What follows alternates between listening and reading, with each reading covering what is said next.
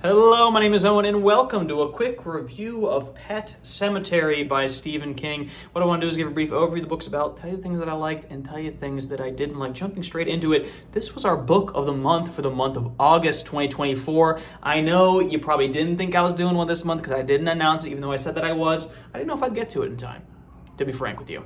But to be frankest, some would say, I did get to it, and I finished it. This book was recommended to me many months ago by Sue Is Reading. Thank you so much for the recommendation. I really appreciate it. And let me just tell you straight off the bat before I get into the nitty-gritty of this, you're a certified reader. Did we have any doubt? Did we really have any doubt? No, not really. This was an interesting read for me. I listened to it on audiobook format, as I do apparently with a lot of these book of the months, narrated by the actor Michael C. Hall, if you know him from Dexter. Never seen the show, but I will say, fantastic actor from the reading of this book. It's very different than like the Midnight Feast audiobook. That was kind of like a production, like every character has a different actor. Michael C. Hall takes this all by himself, but he has very distinct voices for each of the characters. It's very easy to know who's talking immediately when he talks, and they're not cartoony, annoying voices to listen to. Very well done audiobook, very well done narration on his part. This is my first foray, really, not into Stephen King. I've read plenty of Stephen King books. I read almost all the Dark Tower series. I stopped in the last one because I thought it was bad. I don't want to talk about it. But I read The Stand, which is my favorite book of all time. And then I also attempted to read 11/22/63 about a year ago now. Probably around a year ago. Couldn't finish it. So my relationship with Stephen King, the highs are high. My favorite book of all time, The Stand. My lows are unfinishable. So it's a love-hate relationship with this man, but this is really my first foray into Stephen King horror. I guess you could say The Stand is horror, but I don't find it particularly spooky. I'm in it more for the ride of humanity, am I right? But this one is properly spooky. And I know you're thinking by the title, this is the only horror book you've read, let me just straighten me out here. If this is the only horror book of Stephen King that you've read, how can it be the most disturbing one? You idiot, you absolute dunce. It's a question mark, guys, because I didn't say that, okay? I didn't say that. I'm just questioning the saying it. Stephen King said it in the foreword of this book. Maybe he puts that in the foreword of all his horror books. I have no idea. But he said, I thought it was interesting. He was telling the story of like how he wrote the book. And he said that after he wrote it, he came back after a couple weeks just to look at what he wrote. And he's like, this is messed up. No one's going to like this. Everyone's going to think I'm a psychopath. You might be a psychopath, Stephen King. But he's like, I don't know why people love it so much. I find it deeply disturbing that I wrote this, that this came out of my head. It's deeply unsettling. It's dark. It's just weird. And you know what?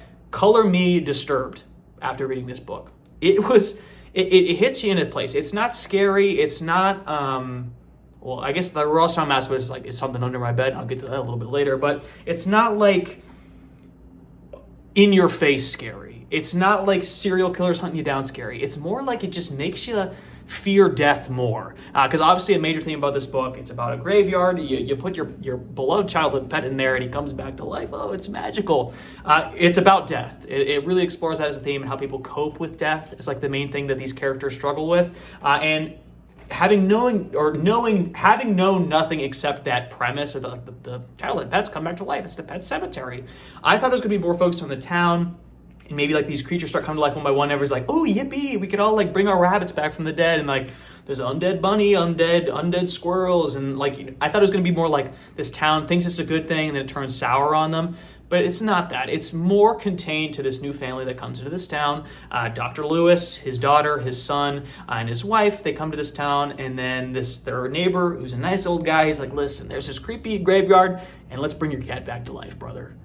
Even though we shouldn't do it, we're going to do it anyway. And it's a secret place. Not everybody knows how this works. It's like a secret of the town. It's a secret of very specific members in the town that know this. We know that Stephen King loves his small towns, right? I haven't read the book It. I've seen the movie It, so I know it's just like small town magic dark secret that's caused people death in the past, but we're just not going to talk about it. It's like another one of those setups. And like I said, it explores death, explores the acceptance of death, but I will say like the most disturbing parts of this book isn't the supernatural elements, right? I think the whole explanation, not really explanation, but like the power behind the graveyard was by far like some of the least interesting parts. And I think when it goes completely committed, or maybe not committed even to the, I think there's great parts where like you really get into like the deeps of the depths of like this weird magic that's going on.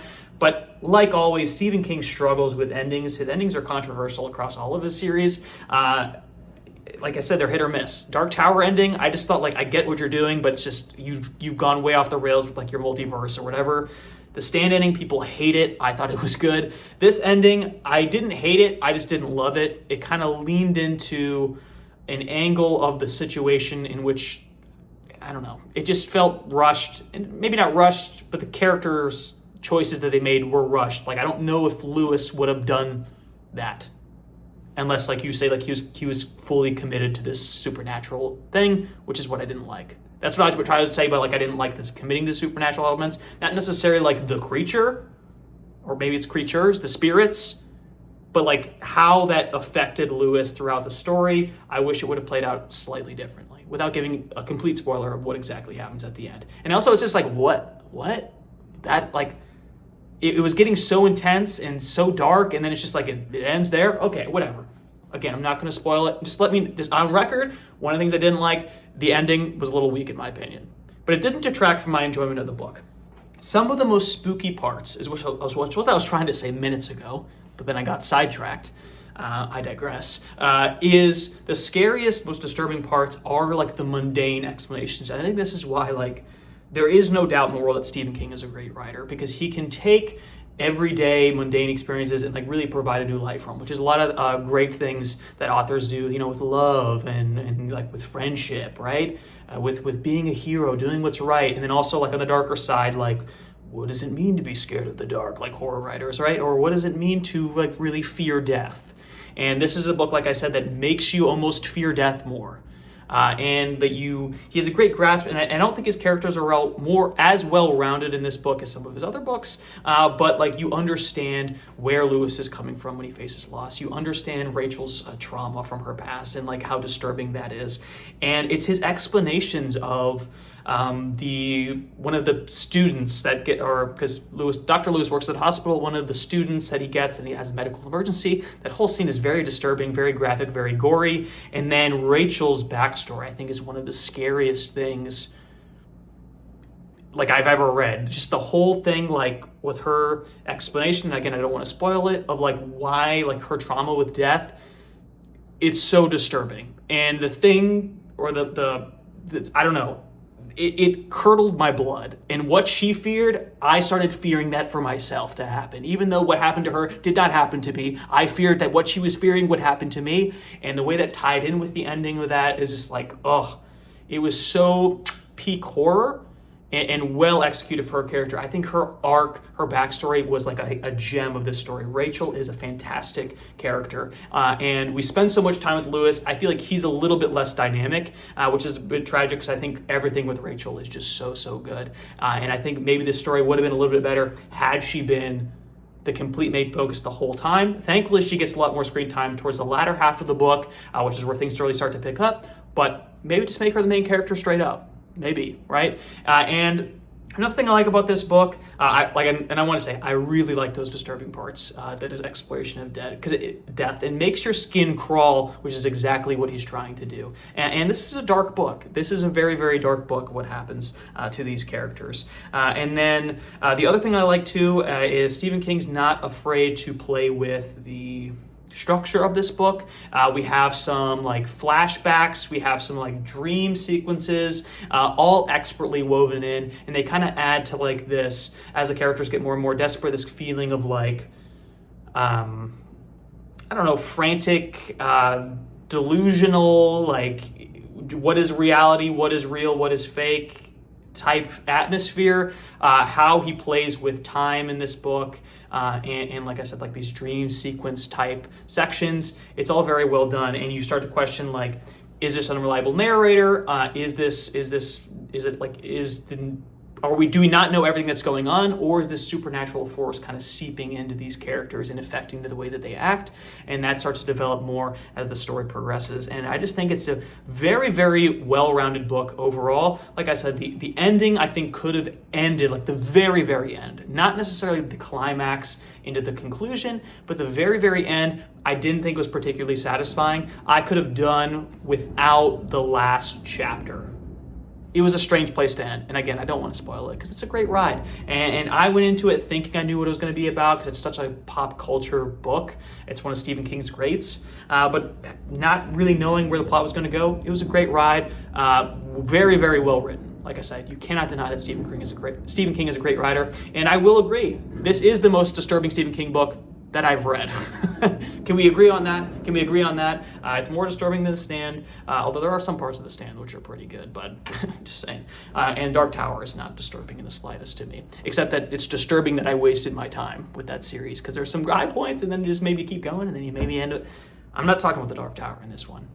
I know some people love The Dark Tower, and it's a shame that you're so wrong. But you know what? Stephen King is back in my good graces. I was a little bit hesitant going into this book just because of how 11/22/63 ended up, but like I said, that was a long audiobook. Didn't really draw me in, so maybe I got to give that book a physical chance. But that's all I got. Another great book of the month Sue is reading, is a certified reader. Do not forget it. And I'm still taking recommendations, so if you have any books you want me to read, you want to put your reputation on the line, because remember, if it stinks, if I run into a stinker in one of these months, I'm going to publicly shame you and drag you through the mud.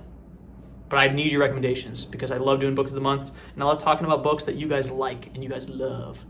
So be sure to like and subscribe if you like the video and you want to see more like in the future. And as always, thanks for sticking around.